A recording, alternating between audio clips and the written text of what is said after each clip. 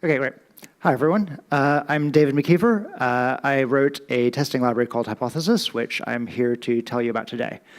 And I'm also going to talk to you sort of in general about some of the theory of this sort of testing and like why it's useful and why everything is terrible and correct software is impossible. But before we get started, I'm just going to, on like the bigger picture, I just want to sort of get quite concrete. So this is sort of a classical test. Hypothesis is a Python library, by the way. Most of my examples will be in Python. Other versions coming to languages near you soon, hopefully. But this is a sort of a very classic test using Django, which is a Python web framework. And it's very concrete. It's what I would call an example-based test. Most of you would probably just call it a test. And we've got some sort of collaboration software. The software has projects, it has users, and you have a maximum number of users you can add to a project as collaborators. So we have this test can add collaborators up to collaborator limit, which creates two users, Alex and Pat, creates a project with a collaborator limit of 2, adds them both to the project, and asserts they're on afterwards. It's a very straightforward, boring test. And it's not exactly bad. Like, this sort of test is very useful because it tells us a story about our application, and people like thinking in stories. And so having these sort of stories as very concrete examples to think about the behavior is quite useful. But one problem with this test is it's falsely general. Like, it says can add collaborators up to collaborator limit, but that's not what it's actually testing. What it's actually testing is we can create a project with a collaborator limit of 2. It has a name of some project. We can create a user with an email, alex@example.com, et cetera, et cetera. And there are all these very concrete, specific details that mean that we could be testing much less than we actually are. And the test gives no real indication of like what part of this testing is actually important and what part is just like accidental detail that sort of was there to basically set the scene of our story. And the kind of test I would like people to move to writing more of, it instead looks like this. This is the same test written with Hypothesis. And the big difference between this and the previous test is that we have been explicit about the range of behavior that this test holds for. We've said not, I create this specific concrete project, but give me a project. I don't have these 2 specific users, but I say I want a list of users. We've got some hard-coded bounds here, which say the collaborator limit should be between 0 and 20. The number of users should be between 0 and 20. That's largely just the practical concern of that you don't really want to test, which is creating 1 million users and adding them to your project. And we've got this assumption that says that this is specifically a test about the scenario when there aren't more users than the limit. And this test, it can be harder to follow, particularly if you're not used to it. But unlike the concrete anecdote and example of our specific story we had beforehand, it's really describing an entire range of scenarios. And the advantage of this sort of testing is as well as actually delivering on what the test claims to be promising, that it's testing this entire range of scenarios, this can programmatically be tested. We can try a whole wide range of examples that satisfy the conditions of these tests. We don't have to just try one project with 2 users. We can try one project with 10 users. We can try adding the same user twice and see what that happens. All we've said is that there are some users, there is a collaboration limit, there are fewer of the users than there's the collaboration limit, and this should all still work. So that's where I want us to get to. I think I don't want this to like completely take over your testing. There are use cases for both, but I think if we want our tests to deliver on the generality we claim them to, this is where we want to be going.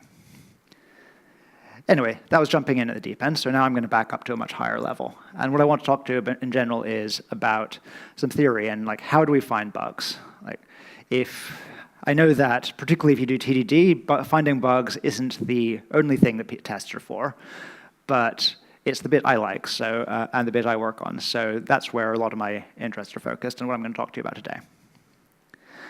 And the way I like to think about this is that you can think of your software as existing in state space. There's your software at any given point in time is in some state. I'll get to what I mean by exactly by state in a minute. And some of these states are good, some of them are bad. And what we're interested in is like, I mean, if you, in a certain sense, most states are bad, because like if you imagine randomly shuffling all of your computer's memory and seeing if your software still works, that will never happen. So like the overwhelming majority of states are bad, but that's not interesting, because like we don't actually have a shuffle my computer's memory button, and if we did, we couldn't trigger it in software. And what we're really interested in is instead like the range of possible states that our software can actually exhibit when actually running it, which is this sort of wobbly yellow region in the middle. And what we want to do with finding bugs is find areas where the possible region extends out into the bad region. And if everything were working correctly, this is what the picture would look like. All possible states would live in the good region. Everything would be great. The software would be complete and working, and we could all go home early.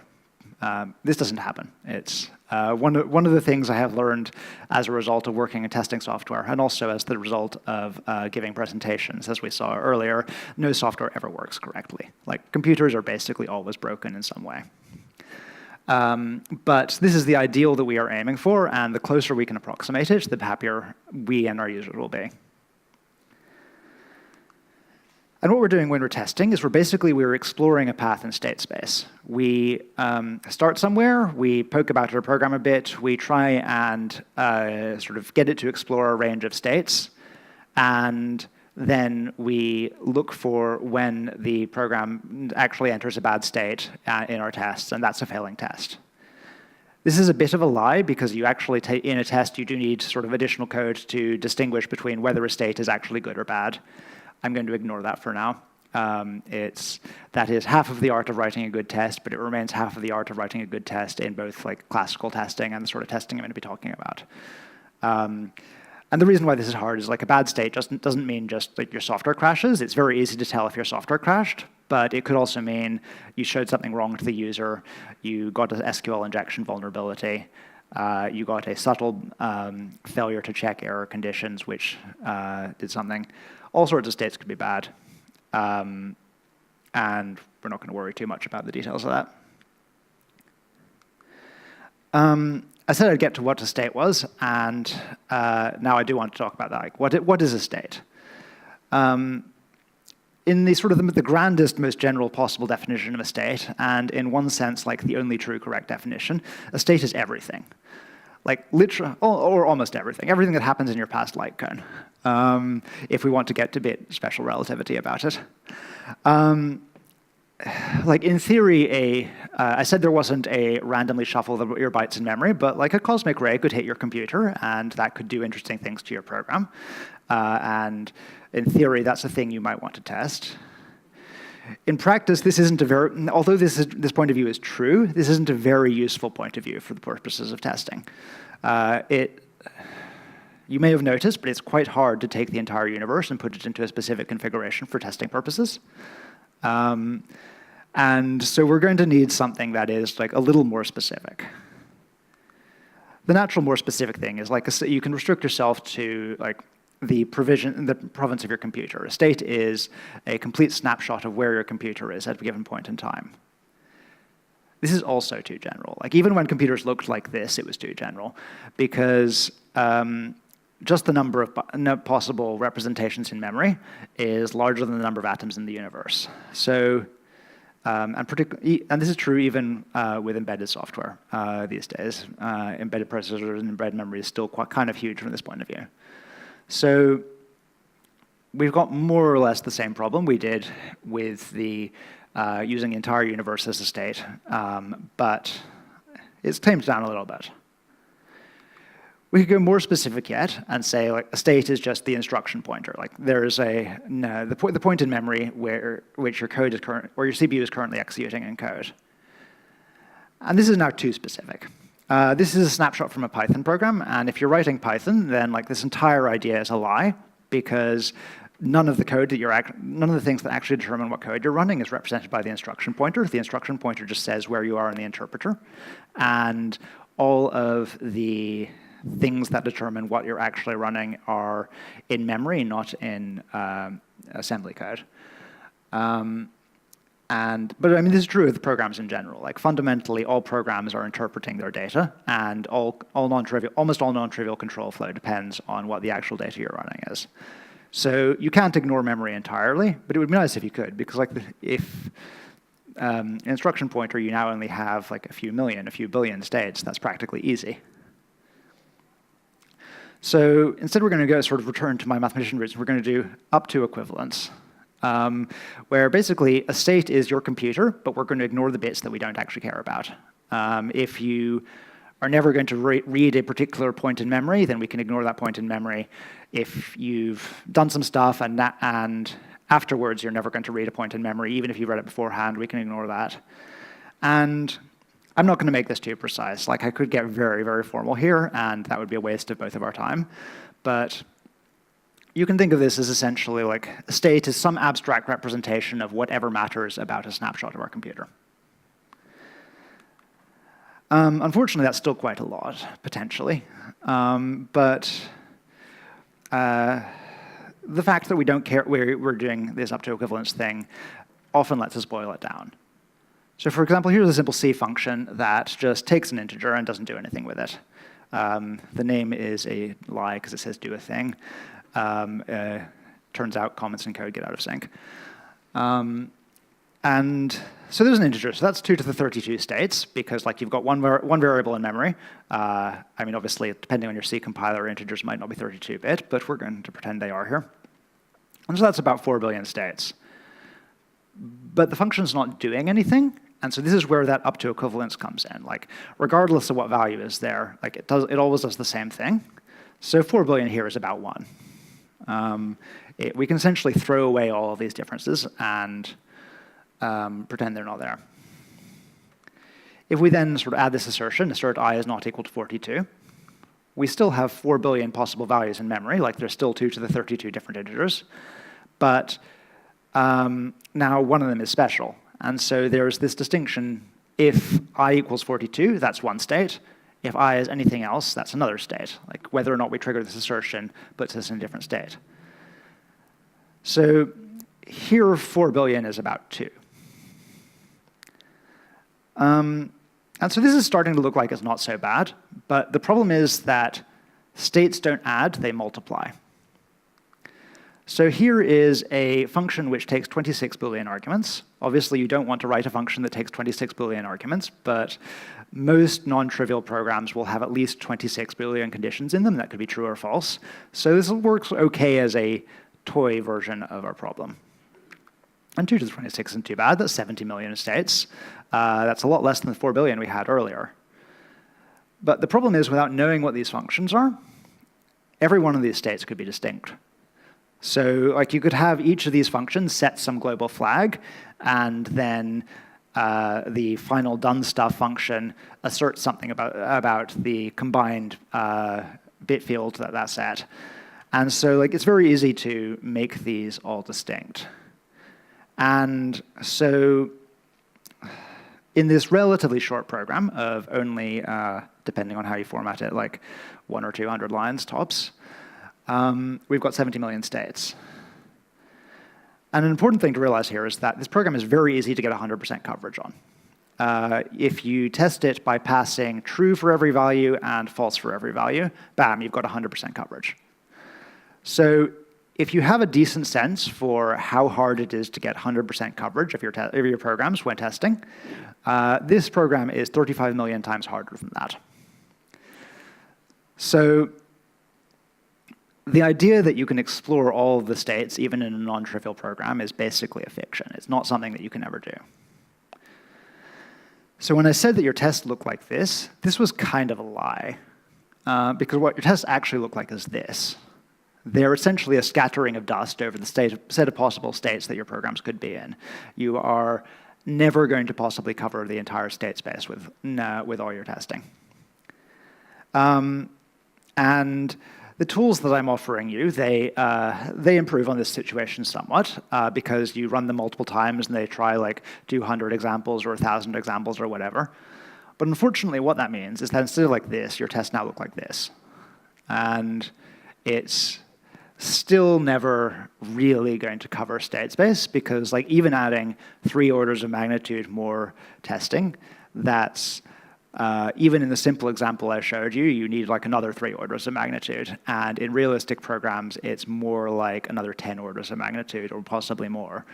Actually running concrete test cases will never get you state space coverage.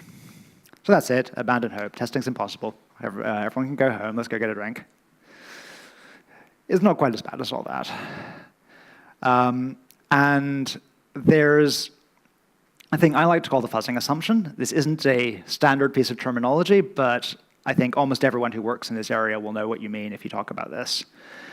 And the idea of the fuzzing assumption is basically that although in theory bugs can lurk anywhere, and like you could have just like one isolated state in the middle of everything else where there is a bug hiding, that's not what usually happens in practice. And even when that is what happens in practice, we don't necessarily care that much, because probably no one else can find that state either. And so the fuzzing assumption is that most bugs aren't like this. They fall into one of two categories. The first is bugs that are obvious. And that doesn't mean that you've necessarily found them, because like these are only bugs that are obvious when you're looking at them. But as long as you look at them, they come up fairly easily. So here's a simple example of testing some code with hypothesis. We've said, give me lists of integers, and the minimum of this list of integers should always be less than or equal to the maximum of this list of integers. That seems straightforward, right? That's how minimum and maximum work. Nothing should go wrong here. Oh. If you pass an empty list, then you've tried to take the minimum of an empty list, and that doesn't work, so you get an exception instead. And this is what I mean by an obvious bug. Like there is a fairly straightforwardly signposted value that you can just make sure you've always tried testing that value here, and it will find the bug for you. People forget that you think that arguments can be empty all the time. Like if you I mean, sometimes it's because it's not legitimate to pass an empty argument, but most of the time someone just said, oh yes, there could be, no, get this first element of this list and forgot that might not be a first element of this list. Or one function documents that you can pass null as its argument, and it passes it straightforwardly to another function that documents that you can't pass null as its argument. And so just like consistently trying a small number of very obvious values, like empty values, finds a really remarkable number of bugs in most programs. The second sort of bug is the bugs that are common. There's not necessarily like some big sign saying, here's the bug, but the bug is dense enough in the space of states that if you just like do end up doing 100 or 10 or 1,000 times more testing, it's just going to eventually crop up. And here's an example of testing in the wild. There is a nice little Python library called binary or not, and it's a heuristic library for taking a file and saying, was this meant to be a text file? This is in principle impossible, but in practice you can guess the right answer most of the time. And all we're testing here is the very simple property, like given any binary string, this function shouldn't crash. It should just return a Boolean value saying true or false. It crashes, obviously, or I wouldn't be showing you this. And this is a fun bug, because what happens is that binary not is using another heuristic library called cardet, which is trying to detect the encoding that the file is in. And cardet says, OK, so this is the encoding. I'm 100% sure this is encoding, definitely encoding. And it doesn't actually decode as that encoding. And this isn't a bug, apparently. This is actually just how cardet thinks it should work, because it's faster to do it this way. And speed is good, right? So binary or not said to cardet, like, what encoding is this in? And cardet gave it this answer back. It tries decoding it, and then it doesn't handle the exception because it didn't think that was possible. And this is often where these sorts of common bugs come from, is mismatched assumptions across module boundaries. You both sides of the world, you've got two libraries written by two authors. Each of them have a slightly different set of assumptions about the world. And all of the really obvious cases are handled because those are the cases everyone thinks of. But there are enough weird edge cases that people didn't necessarily think of the same weird edge cases and didn't necessarily think they should be handled in the same way. Hypothesis is actually much smarter than it was when it found this bug, but this is a bug you could find by just basically chucking a whole bunch of random strings at it. And a lot of what the work in this field is doing is basically pushing the boundaries of how common a bug has to be before you find it. But this one was pretty common. And the consequence of bugs being either obvious or common is that they're actually quite easy to find given this sort of tooling. You can't say that you found all of the bugs, but you can cover a much wider section of the search space with a reasonably high degree of confidence. So instead, your tests sort of start looking like this. They cover a large area of the search space, but they don't really cover it in the sense that they've proven there are no bugs there. They've just said there probably aren't any bugs here. Which is surprisingly good, often enough, and is usually at least better at finding bugs than your users are, which is something. And then you can sort of daisy chain these along where you go, OK, this state looks good, and all states reachable immediately from it look good, so let's test over here. And eventually you daisy chain outwards, and you often do find a genuine bug. And so although this doesn't sort of correspond to thorough testing, it corresponds to a lot closer to thorough testing than the raw numbers would actually suggest, or at least as far as we can tell the difference it does. But we can go further, because I mean, this is good, but fundamentally state space is still huge. And what we need are techniques for using this sort of testing to get beyond this and to try and increase the scope of our testing further. Because fundamentally, we are still covering a very tiny area of state space. And there are a couple of principles that we can use with this sort of testing to get us further, largely by shrinking the size of the state space we're actually testing. The first is decoupling, which you're normally doing in your testing anyway. Like if you're writing unit tests, that is essentially decoupling. Because one of the nice things about the up to equivalence point of view for this is that if you have two independent parts of your program, then you can basically treat a state of the combined program as a state of this part and a state of that part, and you can largely just test them independently, and if you've tested them independently, then you've effectively tested them together. So that part is pretty much standard testing practice and effectively shrinks the state space quite a lot because you're breaking it up into smaller state spaces where you've tested the product automatically by having tested the individual components. But another thing you can do for this is basically like when parts of the system aren't independent and you are feeding output from one part into the other, then often the way bugs occur is that you've generated invalid output somewhere, and then it's propagated throughout your program as it gets passed further along the system. And so this sort of like very basic bounds checking on the output of everything often uncovers quite a lot of interesting bugs. This is a bounds checking function for testing something for calculating the arithmetic mean of a list of numbers. This test has basically uncovered bugs in every implementation of the arithmetic mean I have ever thrown at it. The one in the standard library is actually not too bad because it throws an overflow error rather than giving a wrong answer. Everyone else gave a wrong answer. And the reason is basically that floating point numbers are hard. And the reason why the standard library mostly gets it right is they cheat and they turn them into arbitrary precision rational numbers and do the maths there and then convert back to floating point numbers. Because the standard library in Python doesn't actually care about performance.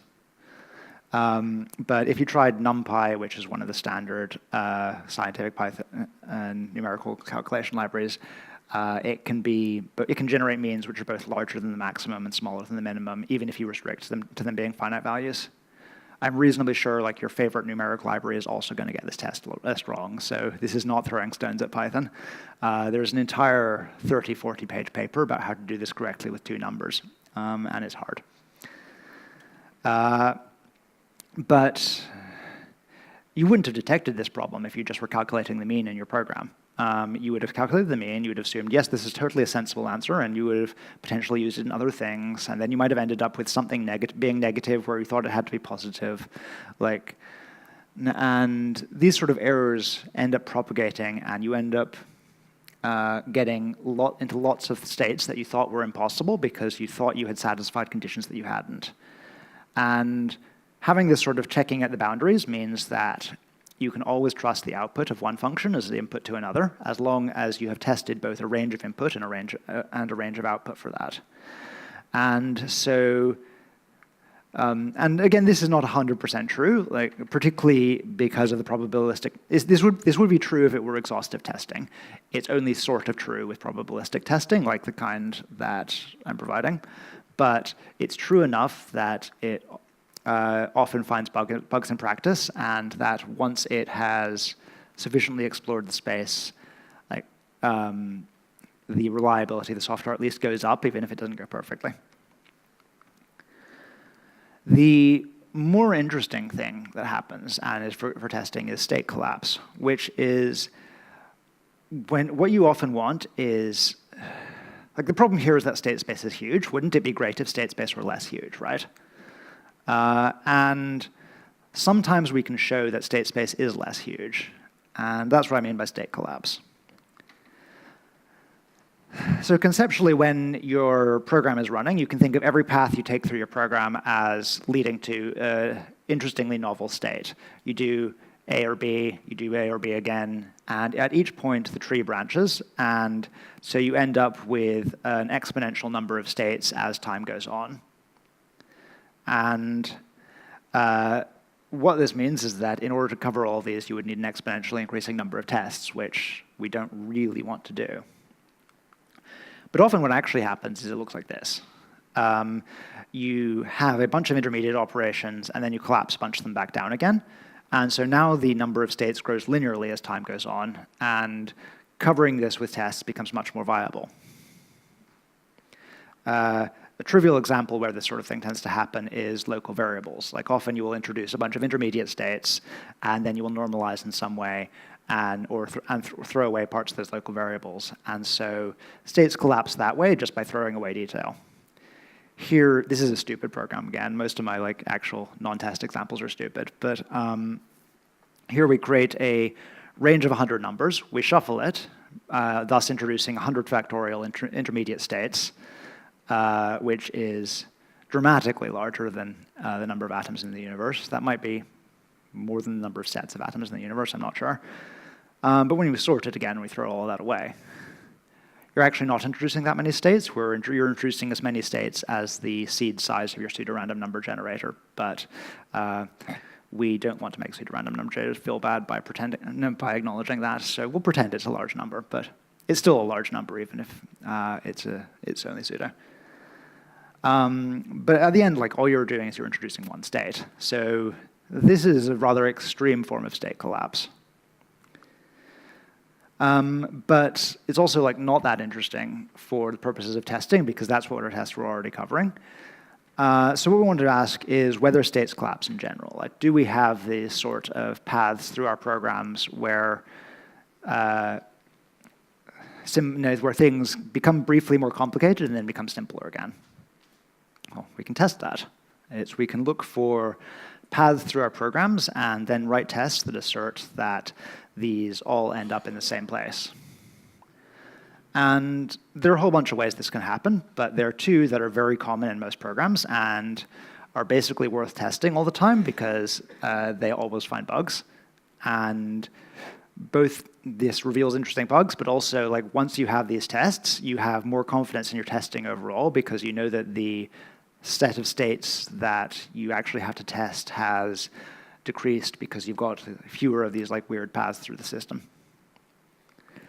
The first example, which comes up all over the place, is serialization. To a first approximation, most programs exist to transform data from one format to another. Particularly if you're writing a web application, then your data comes in off the web, it turns into an in-memory representation, you put it in the database, then you take it back out to the database, and you display it to the user in a different form. And every one of these is a serialization problem. They're not all necessarily full serialization, but certainly like the process of putting things in and out of a database is very much encoding your in-memory data in a serializable form. And we can test that. We can say, I take this object, I serialize it to some text representation, and I parse it back in again, and I should get the same thing out.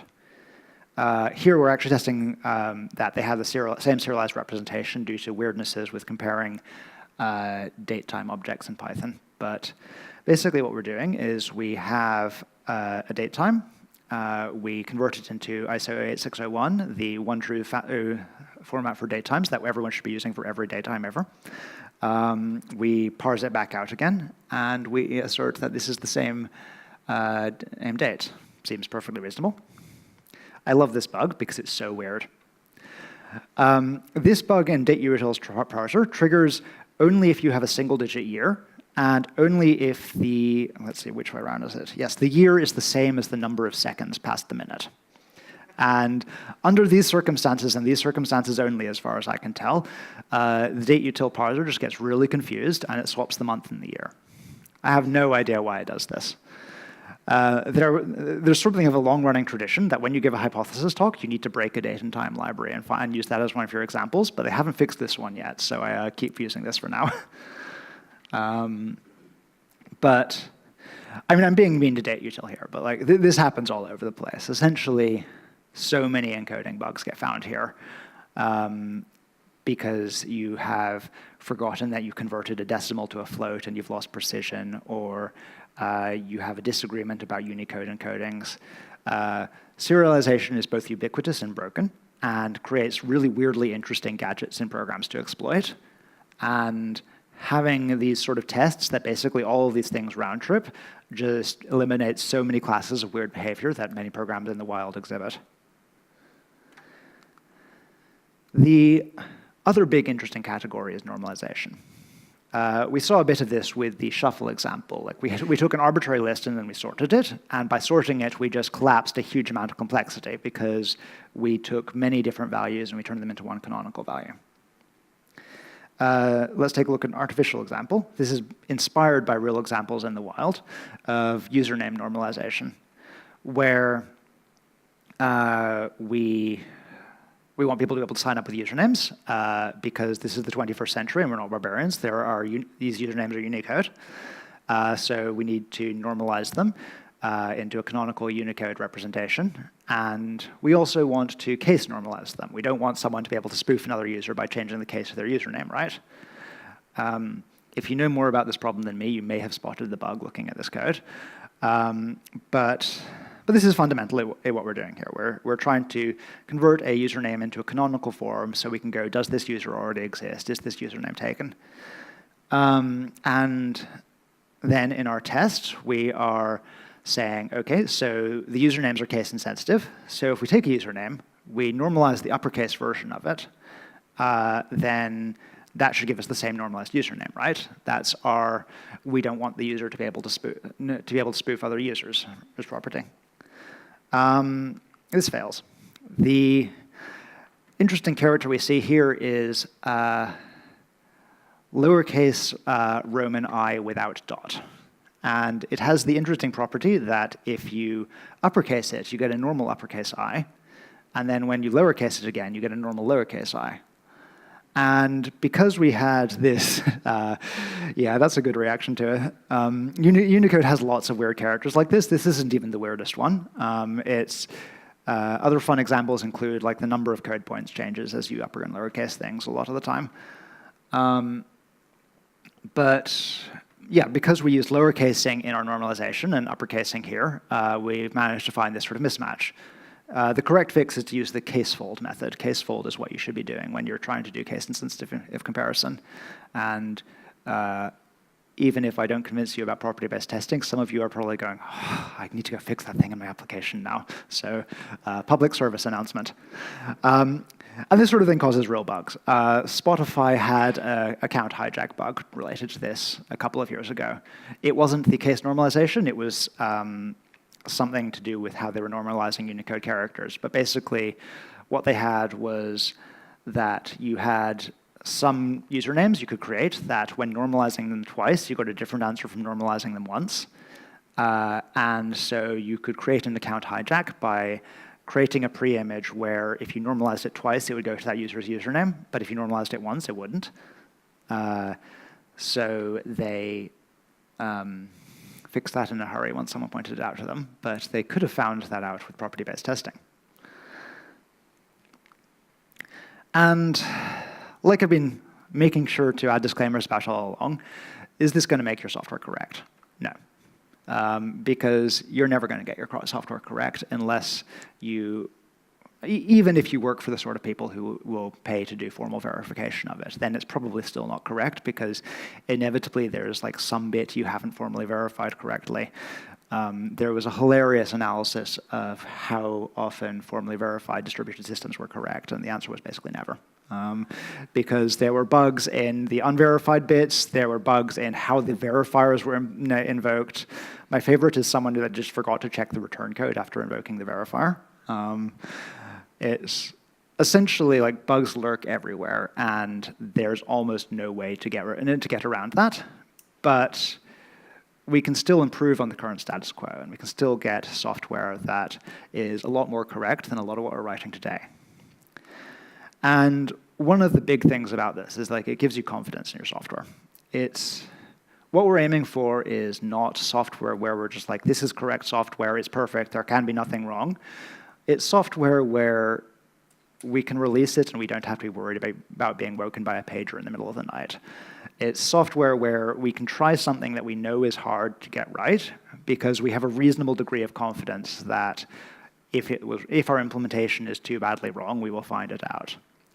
And having this sort of tooling at your disposal and having this ability to just like push back the envelope a bit more on how we find bugs and how we write software has really improved both my life and like the lives of people who are using Hypothesis, because it just means that someone has your back and you have a bit more knowledge of like the amazingly weird edge cases and a bit of a guide through like the complex state space of your software. And that is pretty much all I have to say. Once again, I'm David MacIver. The software I've been talking to you about is Hypothesis, and you should check it out. Thank you very much.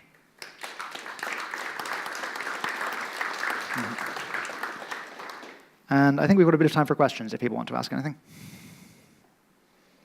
Back there?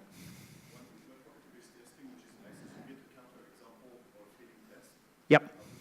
So the question, the drawback is the test also slower because you run a lot of tests. So would you find a counterexample where you do unit test, or would you just typically keep the whole test on your project as a property-based test? So the question is that, I didn't explicitly highlight this, I should have.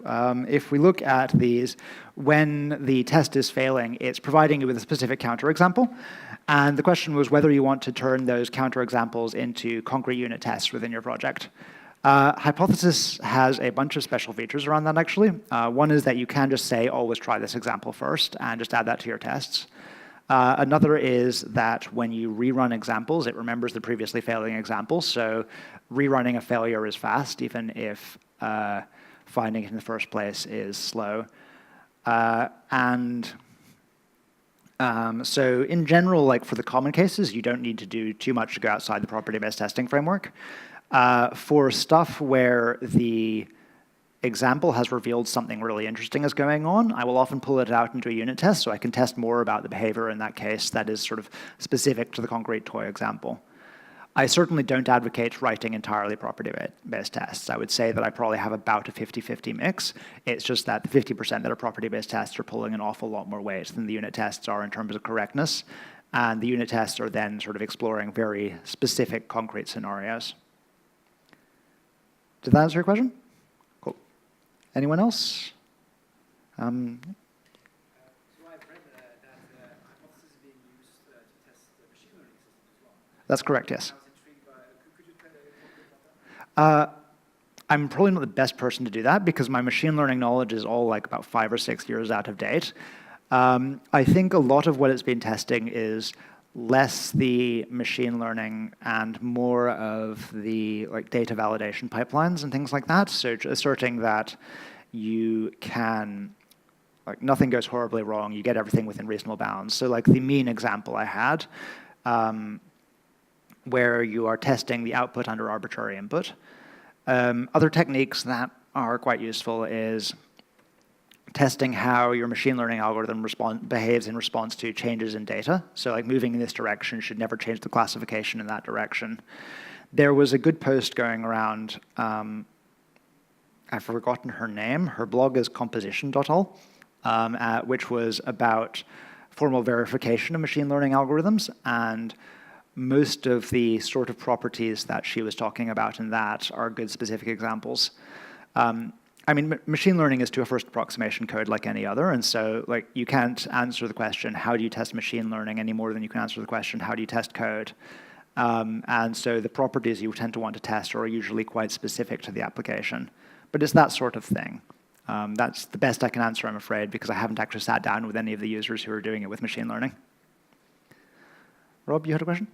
Yeah, when you're writing tests, do you start with example-based tests and then generalize them, or do you go straight to writing a property-based? So the question is, do you start with example-based tests and then generalize them, or do you start to go with a property-based test? I recommend that, particularly when people are starting out, they start with an example-based test and generalize it, unless it sort of fits a very classic form property-based test. So like a lot of the patterns that I've shown you with serialization or normalization, I would just start out writing the property-based test immediately because it's familiar. In general, I start out with writing property-based tests, but I have a little bit more familiarity with the domain than most people do. And also, I tend to write weird code that is very amenable to property-based testing. Like I do a lot of data structure implementations and stuff like that, which is basically property-based testing on easy mode. So the answer is it depends, but if you are all uncomfortable with property-based testing, it's easy to start with examples and refactor to properties, so do that until you feel comfortable doing otherwise. Okay. One thing which makes states and tests complicated is concurrency. Yep. Does the hypothesis cover that type of scenario? The question is, how does hypothesis handle concurrency scenarios, and that this makes states complicated? And the answer is hypothesis doesn't do anything for this, largely for the moment because hypothesis is written in Python, and Python is so bad at concurrency that no one was really interested in this use case. In general, most language implementations are quite hard to do something about this because you need to be able to take control of the scheduler, and most VMs don't let you do that. By the way, if anyone wants to sneak out, I will in no way be offended. We have hit the break point, but I'm more than happy to continue answering questions. I think there was another question over there somewhere. Okay. Yep. Is the framework itself has a state? So the question is, does the framework itself have state? Yeah, because you said it finds a case, where it actually fails. It will test that one first. Yes. So yep. So hypothesis has a database of examples, which by default lives on disk, but you can configure it to other things. So the hypothesis does store a little bit of external state on disk. You can turn that off if you don't like it, but it's for development workflows, it's been a huge improvement. Does it, like, I'm not sure if I understand how you set it up always here, but do you use a random generator? Yep. Creating input here? Or? Yep. So the basic model for these things is that you randomly generate examples initially, and then once you've found a failing example, you try and reduce it to a smaller example so that it's nice and human readable. And indeed, the database, the randomness is part of why the database exists, because it means that the randomness always sort of goes from failing to, it never goes from failing to passing unless you've actually fixed the bug. So it is randomness, but without any false positives. Like a failing test stays failing and always indicates a real problem, either in the test or the system under test. Does that answer your question? Yeah, and there's no like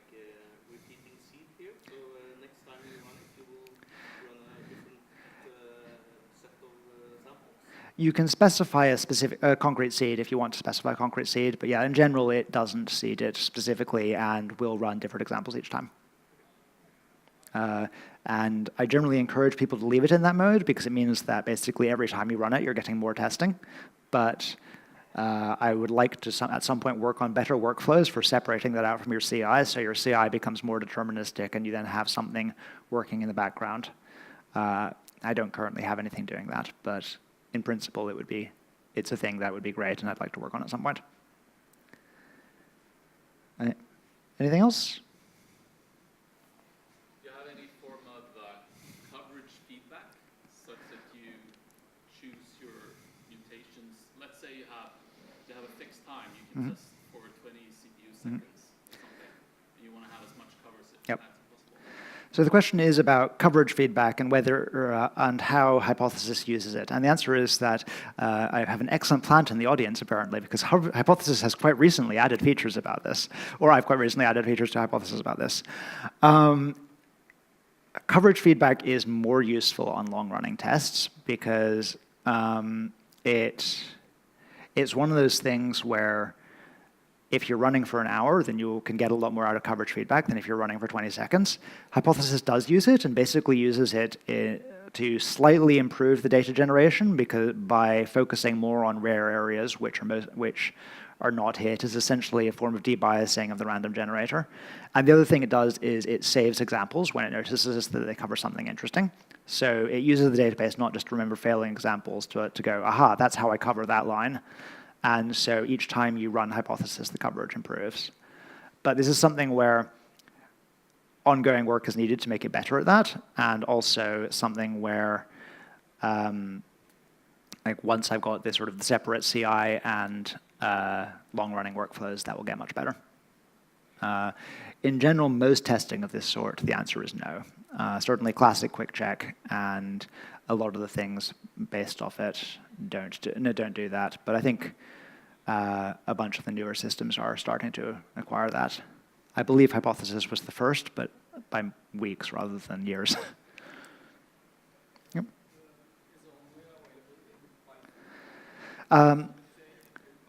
Yeah, so Hypothesis is currently only available in Python. I have a customer is currently about to start funding a Ruby version of it, which will come with a core engine written in Rust, which will make it much easier to bootstrap new languages.